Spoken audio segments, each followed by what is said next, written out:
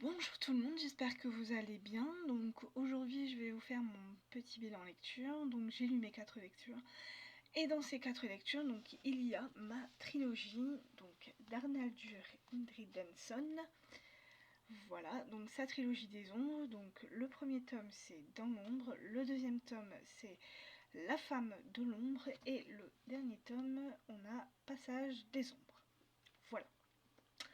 Donc je vais vous situer un peu le contexte. Donc on est en Islande, l'histoire se passe en Islande pendant la Seconde Guerre mondiale. Donc dans notre première histoire, on est en 1941. Et il faut savoir qu'à la base, l'Islande donc était neutre. Voilà, elle ne voulait pas entendre parler de la guerre. Elle ne voulait pas faire la guerre, tout simplement. Et donc du coup, ils avaient besoin d'alliés vu que l'Islande n'a pas à proprement dite d'armée à elle. Donc du coup, ils ont fait appel donc à des alliés. Donc d'abord aux Britanniques. Les Britanniques sont partis, ont laissé la place aux Américains. Donc il faut savoir que à partir du moment où les Américains ont débarqué, l'ambiance était assez anxiogène car les Américains eux voulaient vraiment s'imposer et leur manière d'être a posé quelques petits soucis, mais ça on va l'apprendre dans ces 3 livres, dans cette trilogie. Donc dans notre première histoire, donc celle-là, donc Dans l'ombre, on va être avec 2 jeunes inspecteurs, voilà, on va être avec Flovent et Thorson.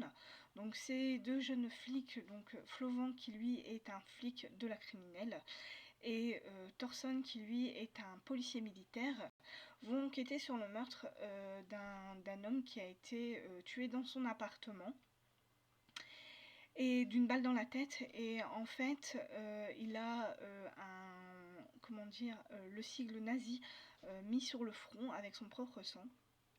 Donc du coup on va penser que ça a un rapport du coup avec les nazis. On va se demander donc pourquoi est-ce qu'on a voulu tuer cet homme, quel est le rapport avec les nazis, et on va vite découvrir que cet homme n'est pas le propriétaire de l'appartement. Voilà.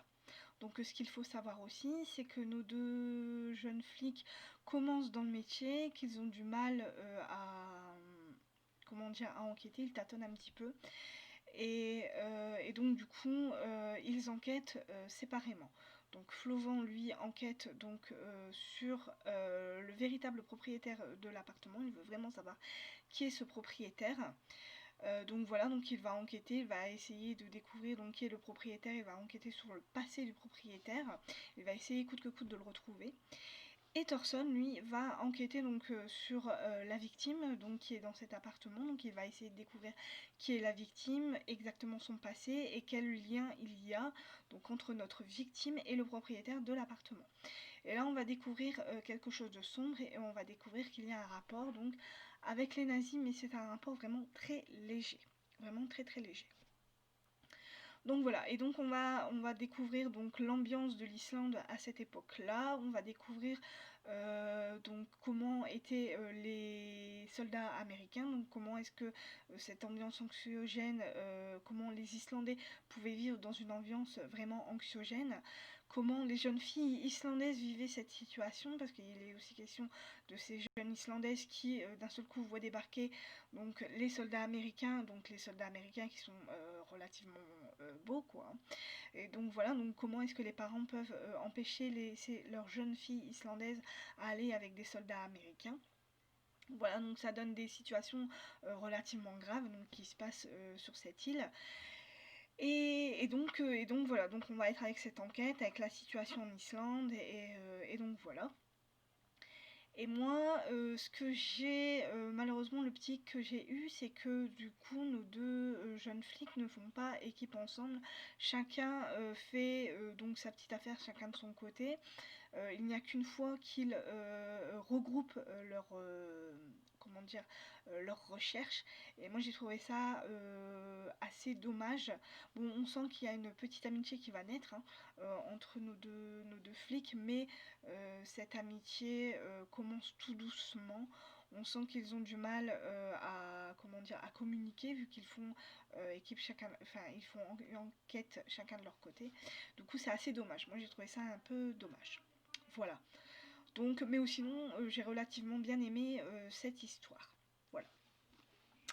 Donc dans le deuxième livre, donc La femme de l'ombre, donc on a aussi affaire donc à nos deux jeunes flics, donc Flauvent et Thorson.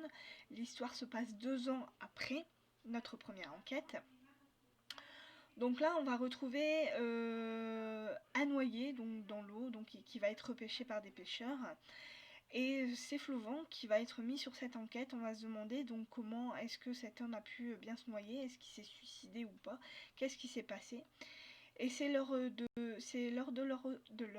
l'autopsie, je vais y arriver, que l'assistant du légiste donc fait une découverte relativement grave, voilà, qui nous indique que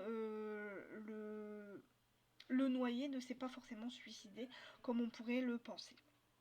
Voilà.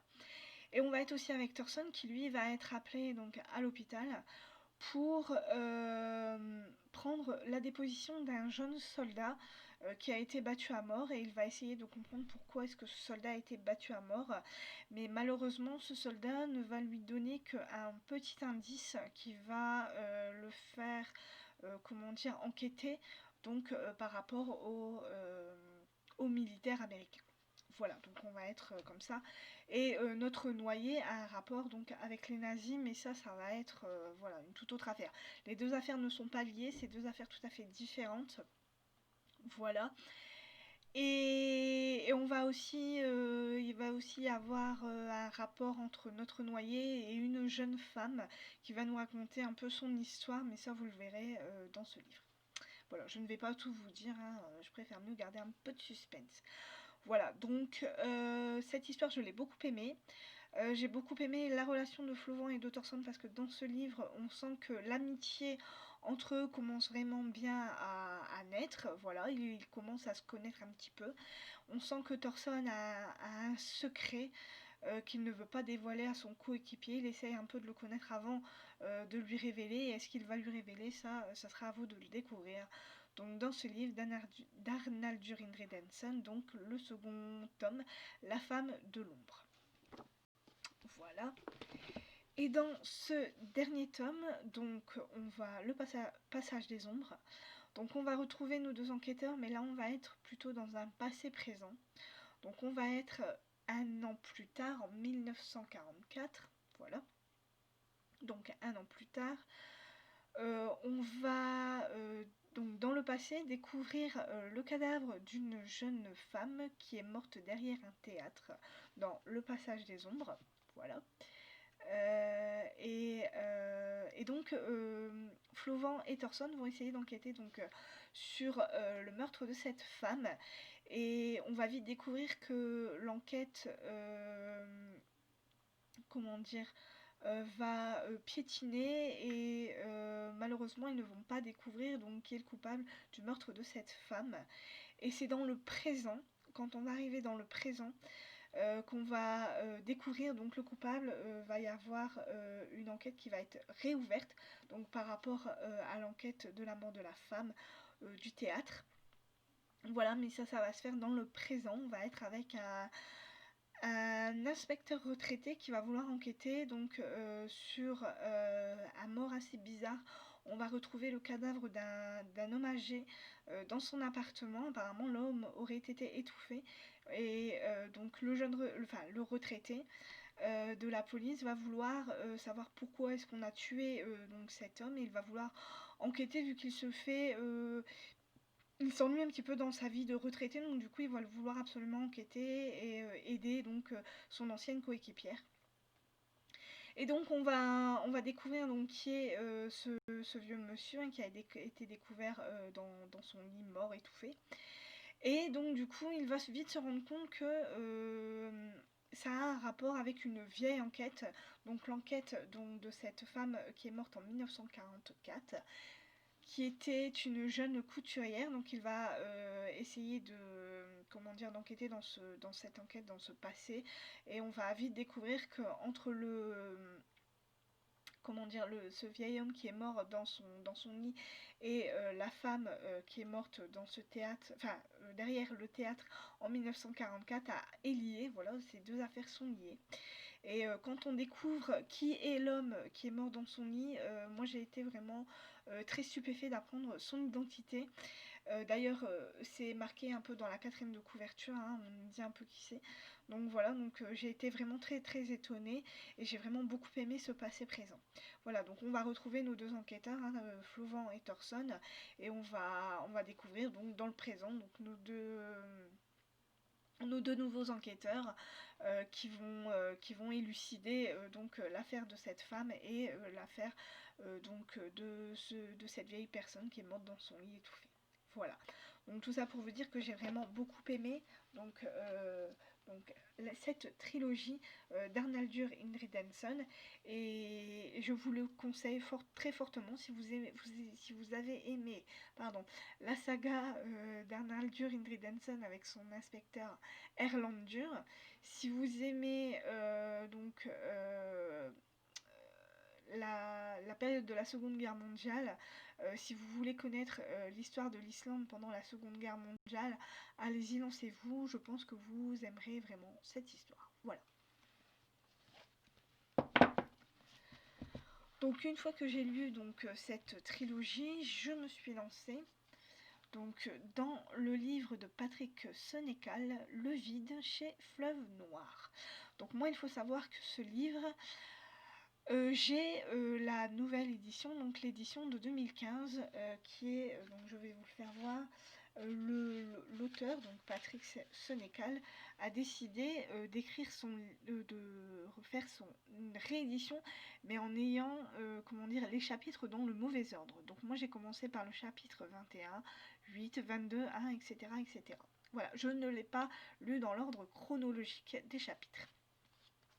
Et pour moi, ça a été une belle découverte. J'ai vraiment beaucoup aimé cette histoire, vu que moi j'ai commencé donc cette histoire par le quadruple meurtre d'une famille. Voilà, une famille tout entière va être assassinée. Voilà, donc la meurtrière va être arrêtée vu que c'est une femme qui a commis ces meurtres. Et on va essayer de découvrir donc pourquoi est-ce qu'elle a tué toute cette famille, quel était son but. Et et voilà, et donc c'est un jeune inspecteur, l'inspecteur Pierre Sauvé, donc qui va enquêter avec sa coéquipière donc sur ce quadruple meurtre. Et on va vite découvrir qu'il y a un lien entre ce quadruple meurtre et un jeune homme qui s'appelle Maxime, qui est un animateur vedette, l'animateur vedette d'une télé-réalité qu'il a créée lui-même, qui s'appelle Vivre au Max, qui est vraiment célèbre dans tout Montréal, dans tout le Québec. Et on va vite découvrir qu'il y a un lien donc, entre ce quadruple meurtre et cette émission de télé. Donc Maxime a créé cette émission de télé-réalité. En fait, le principe de cette émission, c'est de pouvoir permettre aux gens de réaliser leurs rêves les plus fous en direct devant des millions de personnes, de téléspectateurs. Mais ce qu'on va découvrir, c'est que Maxime a une idée beaucoup plus arrêtée. Donc par rapport à son émission de télé-réalité, on va découvrir un personnage beaucoup plus sombre que de ce qu'il fait voir à la télé. Voilà, le personnage jovial devant des millions de spectateurs, tout sourire. On va découvrir en dehors de cette télé-réalité que le personnage de Maxime est beaucoup plus sombre, qu'il cache vraiment quelque chose, il s'est passé quelque chose dans sa vie d'avant, qui fait que du coup, il a un projet bien arrêté, donc par rapport à son émission. Et on va découvrir tout ça. Et moi, j'ai trouvé cette histoire vraiment très belle.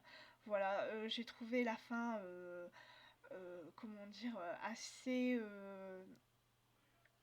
troublante. Je m'attendais pas à ça, mais je pense qu'au bout d'un moment, on se doute de ce qui va se passer et on attend donc vraiment. On attend cet événement en fait, hein, on attend vraiment ça, on va dire avec impatience, même si c'est assez morbide, hein, je trouve, cette fin. Mais j'ai vraiment bien aimé ce livre, j'ai aimé l'écriture de l'auteur, j'ai aimé ses personnages, j'ai aimé le personnage de Pierre qui est un personnage assez, comment dire,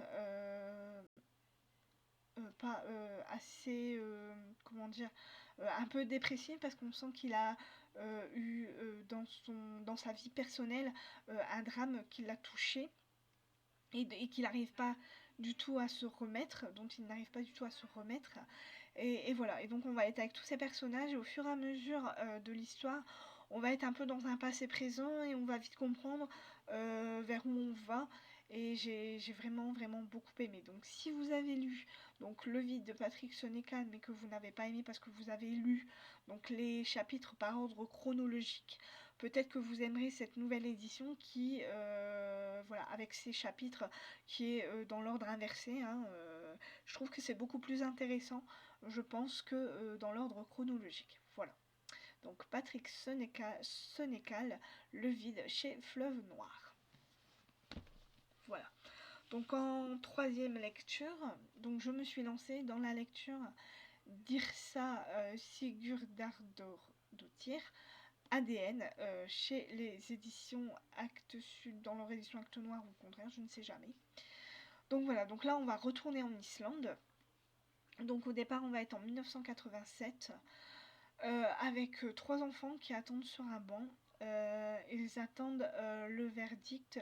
Est-ce qu'ils vont être séparés ou pas? Car il s'est passé quelque chose de relativement grave dans leur famille. Et du coup, des personnes, donc comment dire, des personnes de la protection de l'enfance vont essayer de trouver une solution. Donc, est-ce qu'ils vont les séparer ou est-ce qu'ils vont les laisser ensemble? Voilà, donc on va partir de cette situation-là pour arriver 28 ans plus tard, donc en 2015. On va retrouver donc Elisa Bjarnadottir, voilà, qui va être sauvagement assassinée. Et sa fille, Margaret, va voir toute la scène du meurtre de sa mère. Elle va voir, elle va entendre ce qui va se passer. Voilà, comment est-ce que le tueur l'a assassinée, tout simplement. Et ça va perturber cette petite fille qui va être retrouvée sous le lit de sa mère, voilà, par l'inspecteur Huldar. C'est l'inspecteur qui va enquêter donc sur le meurtre de la mère de Margaret.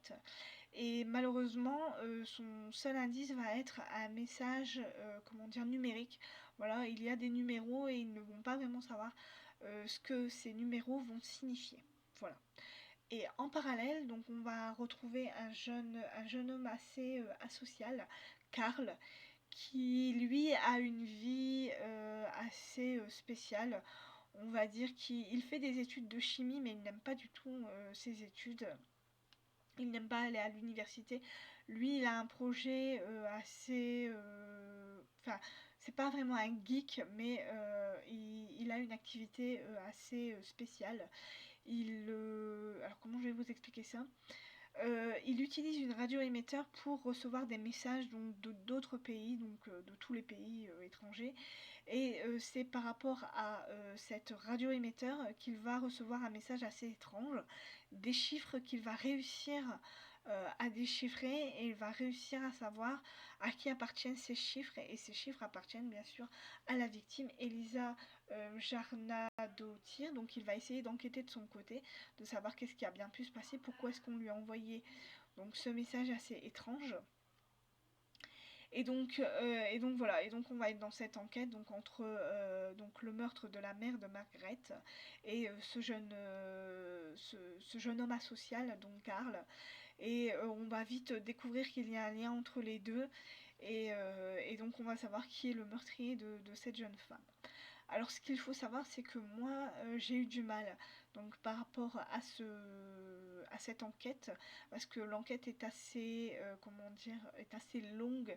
Moi j'ai trouvé que les personnages étaient assez mous, étaient très très mous, donc que ça soit l'enquêteur, la directrice de la protection de l'enfance, que ça soit par rapport au dialogue et tout le reste, sauf la fin. Cette fin a juste été explosive. C'est au moment où on sait qui est le tueur, où on le devine que vraiment que l'histoire vraiment est relativement active en fait. Hein. C'est vraiment à la fin, à la toute fin, que l'histoire devient vraiment très très intéressante.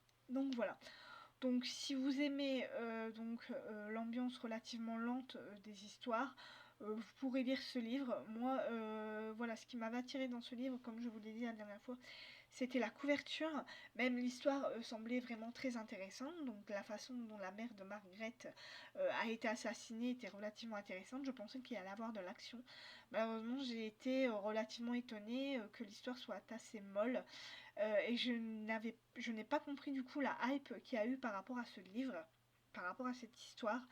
Par contre, je pense que je vais quand même laisser une seconde chance à l'auteur pour lire donc le reste de sa saga. Donc voilà. Donc si vous aimez les histoires islandaises, si vous aimez une ambiance assez anxiogène, si vous aimez l'histoire de meurtre, voilà, donc vous aimerez sûrement cette histoire, mais sachez que l'histoire est relativement longue, sauf à la fin quand on sait qui est le tueur. Quand on devine qui c'est, là franchement l'histoire devient vraiment très très intéressante. Voilà. Donc ADN d'Yrsa Sigurdardóttir chez les éditions Actes Sud, dont leur édition Actes Noir ou le contraire, je sais jamais. Voilà. Et donc en dernier livre, donc j'ai lu quelque chose d'un peu plus léger, j'ai lu du Daniel Steele, Affaire de cœur aux éditions Presse de la Cité. Donc là, on va être aux États-Unis avec Hope Dune qui est une jeune photographe à succès, qui a une vie relativement solitaire, qui a aussi dans sa vie personnelle, qui a subi dans sa vie personnelle des choses relativement tristes, voilà. Lui, je ne vous en dirai pas plus. Et son agent va lui proposer de faire le portrait d'un écrivain à succès qui s'appelle Finn O'Neill, qui est un écrivain de romans, des thrillers vraiment très très sombres. Et donc son agent lui demande si elle voudrait bien le photographier, donc pour mettre sa photo sur son prochain livre. Voilà. Et donc du coup elle va faire la reconnaissance de cet écrivain et on va vite comprendre qu'il y aura une histoire d'amour qui va naître donc entre Hope et entre Finn, mais on va vite découvrir que Finn cache un double visage. Voilà, c'est Dr Jekyll et Mr Hyde un petit peu, hein. Et ce qui va mettre à mal Hope, voilà, vu qu'elle va vivre un véritable enfer au fur et à mesure de cette histoire. Voilà. Moi j'ai vraiment beaucoup aimé cette histoire, j'ai aimé parce que là on n'est pas vraiment dans du roman à l'eau de rose, là on est vraiment parti, là Daniel Steele est vraiment parti sur quelque chose de vraiment quelque chose d'autre, quelque chose qui peut faire parler beaucoup de femmes, des situations qui peuvent faire parler beaucoup de femmes, et voilà, et j'ai vraiment beaucoup aimé cette histoire parce qu'on est vraiment parti sur quelque chose d'autre. Et voilà, j'ai vraiment aimé le personnage de Hope. J'ai aussi aimé le personnage de Finn parce que on comprend vite